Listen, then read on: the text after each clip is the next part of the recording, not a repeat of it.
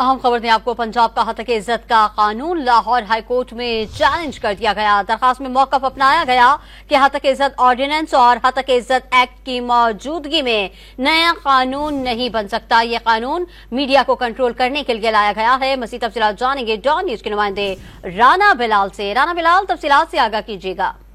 जी देखिए, हत्या इज्जत का जो कानून है उसे लाहौर हाई कोर्ट में सहाफ़ी जाफर अहमद यार और राजा रियाज ने एडवोकेट नदीम सरवर के जरिए चैलेंज कर दिया है। इस दरखास्त में वज़ीर आला पंजाब और गवर्नर पंजाब को बजरिया प्रिंसिपल सेक्रेटरी और पंजाब हुकूमत को फरीक बनाते हुए ये मौक़िफ़ इख्तियार किया गया है कि हत्या की इज्जत का कानून आइन और कानून के जो है वो मुनाफी है। हत्या की इज्जत ऑर्डिनेंस और हत्या की इज्जत एक्ट की मौजूदगी में नया कानून नहीं बन सकता। दरखास्त गुजार का यह भी मौक़िफ़ है कि हत्या की इज्जत कानून में सहाफ़ियों से मुशावरत नहीं की गई, जबकि हत्या की इज्जत का कानून जो है वो जल्दबाजी में सहाफ़ियों और मीडिया को कंट्रोल करने के लिए लाया गया है।